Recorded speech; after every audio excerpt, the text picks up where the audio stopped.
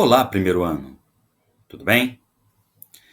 Então, estamos nós aqui para mais uma aula de sociologia, né? A nossa aula de número 2, onde nós vamos abordar o homem como ser social. Lembrando a todos que ainda estamos em quarentena, estamos cuidando das nossas saúdes e da saúde dos nossos idosos, tá? É sempre bom ter esse isolamento social para fazer com que o vírus não se propague, né? Então, vamos evitar ao máximo aglomerações. É ruim, mas é extremamente necessário o que estamos fazendo, tá? E espero que vocês estejam aproveitando ao máximo esse conteúdo EAD, porque eu tô me doando ao máximo, planejando muito bem e fazendo o melhor que eu posso para vocês, tá? Novamente, quero pedir desculpas por todo e qualquer barulho que possa acontecer, alguma interrupção, né? A gente está trabalhando de casa, então eu estou aqui no home office, né? Então temos barulho da rua, temos barulho da casa, isso sempre vai atrapalhar, tá ok? Todos os dias, de segunda a sexta-feira, estarei online, lá na nossa plataforma, na nossa sala de aula, tá? Para sanar toda e qualquer dúvida, né? Eu vou estar lá no horário das aulas, podem entrar, podem perguntar, tá? Eu não vou deixar ninguém sem resposta, tudo bem? Vamos dar início então à aula de hoje? Beleza então, galerinha, vamos lá. O homem como ser social. O homem é um ser social porque é frágil demais para viver sozinho. No entanto, sua maior desgraça reside no fato de que ele ainda não aprendeu a viver bem em sociedade. Ainda não despertou para o fato de que conviver significa levar em consideração seu semelhante, com todas as suas características pessoais. Conviver significa compartilhar, repartir, confiar, ajudar e entender. O que significa, né? A solidão como opção, ela é válida, mas o ser humano, ele é um ser humano, ele é um ser de natureza sociável, né? Ele é social e sociável. Ele precisa viver em sociedade, ele precisa compartilhar, né? Ele precisa vivenciar experiências junto com outras pessoas. E eu começo essa aula justamente dizendo que a gente também falha nisso. E a gente falha por quê? Porque somos muito individualistas. A gente pensa muito em nós, né, na pessoa em primeiro lugar, e esquece do coletivo. Pensar no coletivo é viver em sociedade. É necessário pensar no coletivo, né, para que a gente também possa colher benefícios individuais, né? A gente vai ver mais à frente que os núcleos sociais, eles são importantíssimos, né? Mas a gente não deve pensar só no nosso núcleo social. Tem que pensar na sociedade como um todo e fazer com que a nossa sociedade possa evoluir, né? Nós tivemos alguns exemplos aí que eu vou citar mais à frente, né? E a gente vai poder vivenciar isso com uma certa tranquilidade, tá ok? A criança nasce, cresce e vive dentro de grupos. O primeiro grupo é a família, e aos poucos vai estabelecendo outros contatos, como a creche, escola, igreja e os amigos da infância. Chegando à adolescência, vai descobrindo seu grupo com outros jovens, em grupo de trabalho, clube, grupo esportivo e outros. Em todos esses lugares, vai se exercitando nas relações interpessoais, influenciando e também influencia, tá? Ele também é influenciado, tá? Eu digitei errado, peço desculpas. Ele é influenciado e influencia. Porque qual de nós não chegou num grupo qualquer e se admirou por aquele rapaz ou aquela moça que se veste bem, né? Que tem um corte de cabelo maneiro, né? Que tem um estilo próprio, que sabe falar, aquele que senta e estuda mais do que os outros. São características individuais que chamam a atenção no coletivo, né? E é justamente isso que que eu estou querendo falar, né? A gente, quando é criança, a gente já nasce no núcleo familiar, o nosso primeiro contato social. E aí, a gente começa a aprender uma série de coisas. Primeiro, as regras da família, e depois as regras externas. E a gente vai ver isso agora no próximo slide. Vamos ver? Por meio das interações sociais, ao longo da vida, aprendemos a linguagem, significados simbólicos, regras sociais, crenças, valores e até mesmo sentimentos.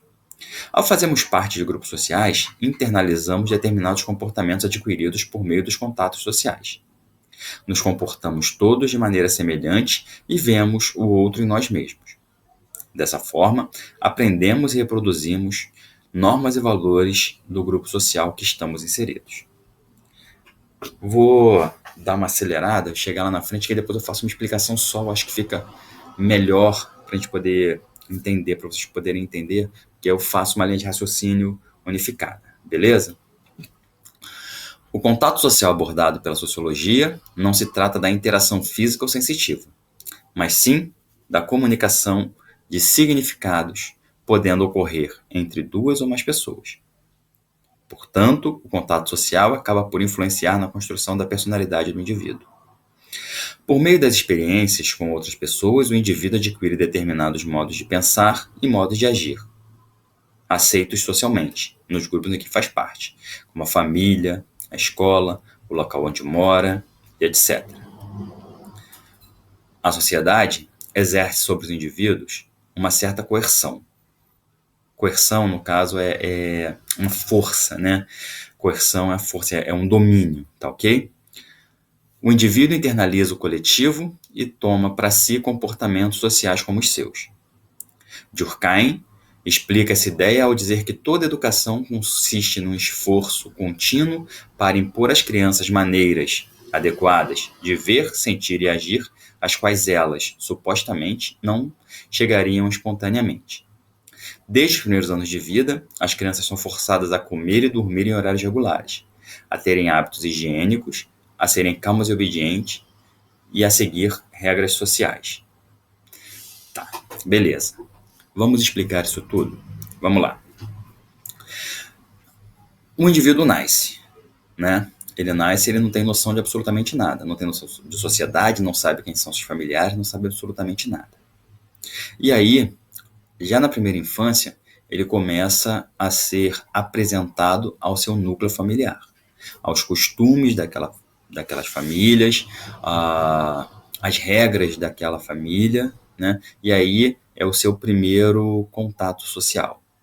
E aí ele tem o primeiro contato com a religião da família, ele tem o primeiro contato com o ambiente da família, né? E vai sendo apresentado a ele uma série de regras sociais que inicialmente pertencem àquela família, mas que poderão ser usadas nos grupos externos, normalmente os mesmos que aquele grupo familiar pertence e frequenta. Então, assim, a gente desde criança aprende que lugar de fazer xixi, cocô é no banheiro, no vaso sanitário. A gente aprende que o melhor lugar para tomar banho é dentro do box. Isso são regras sociais. Ninguém te impede de fazer cocô no tanque. Vou fazer cocô no tanque, eu vou jogar água ali, vou desfazer o cocô vai embora pelo ralo. Exatamente igual quando faço no vaso, quando eu fazia no vaso, e a água leva ele embora. Só que isso é socialmente aceito? Como é que a sociedade vai enxergar um indivíduo que faz isso? Não te impede, mas não é legal. Alguma coisa impede um adulto de pegar um pinico, né? Quero ver a novela, né? Só tenho TV na sala, vou botar o pinico no meio da sala, vou sentar no pinico e vou fazer cocô. Alguma coisa impede alguém de fazer isso? Não. As regras sociais, aí que está a questão da coercitiva da regra social, ela te orienta de que isso não é legal de fazer. Né? Você tem um banheiro, vai no banheiro, senta no vaso, faz lá o que você tem que fazer, suas necessidades fisiológicas, se limpa, dá descarga, lava a mão e vida que segue. Então essas são regras sociais. E aí, quando você sai do núcleo familiar, você começa a conhecer outros núcleos em que muitas vezes você não age da mesma forma que age no seu núcleo familiar. Por exemplo, muita gente em casa é uma coisa, na escola é outra. Muitas vezes em casa é uma coisa, na escola é outra, e na igreja é outra totalmente diferente. Muitas vezes o cara é uma coisa em casa, uma coisa totalmente diferente no trabalho, uma coisa totalmente diferente na escola, uma coisa totalmente diferente na igreja, e uma outra pessoa totalmente diferente quando está no seu grupo de amigos. Um exemplo que eu gosto de dar é o jogador de futebol. Minto, jogador não, torcedor de futebol. O indivíduo, quando ele está numa torcida, né, ele está no estádio, muitas vezes ele fala coisas que ele jamais falaria na presença da mãe dele. Ele xinga pessoas que ele não conhece, né, e vai com a massa. Por quê? Porque dentro daquele grupo social, aquilo é aceito. Muitas coisas são absurdas, infelizmente, e acabam sendo aceitas. Eu sou totalmente contra isso, né? Mas são diferentes. Muitas vezes o cara em casa ele fala um monte de palavrão e quando ele vai para a igreja ele não pode falar palavrão. São grupos sociais diferentes, né? Onde há a necessidade de se portar de maneira diferente. É óbvio que você não come um x-tudo na praça da mesma forma que você come uma pizza na pizzaria. É óbvio que você não come uma quentinha, né, na pensão ali do lado da tua casa, da mesma forma que você come no restaurante quando você leva a tua namorada para jantar. Então, o ser humano é sociável e a sociedade ela se apresenta, né, em diversas ocasiões diferentes. Essa sociabilidade ela precisa ser aceita por núcleos distintos, né? Então, assim, em casa, você segue as regras da casa. Na casa dos outros, você segue a regra da casa dos outros. Por exemplo, né, na minha casa, ninguém fuma. Então, eu pus uma regra que dentro da minha casa ninguém pode fumar. Então, quem visita a minha casa não pode fumar. Na minha casa não tem cinzeiro, na minha casa não tem isqueiro, na minha casa não tem, ninguém tem a permissão para fumar. Por quê? Porque a minha casa é um núcleo social diferente. É um núcleo familiar e um núcleo social diferente daquele de qualquer outra pessoa. E aí são regras diferentes. Conseguiram entender? Então, qualquer outra dúvida, entre em contato comigo. Estou disponível, aguardando por vocês. Toda e qualquer dúvida será sanada, tá ok? Eu tenho feito os vídeos um pouco mais curtos para que a gente possa ter uma coisa mais dinâmica, tá? Dá tempo de vocês copiarem também. Qualquer dúvida, pode colocar lá na plataforma que eu vou estar sempre pronto a responder. Tudo bem, galerinha? Então, um forte abraço e ótimos estudos para vocês.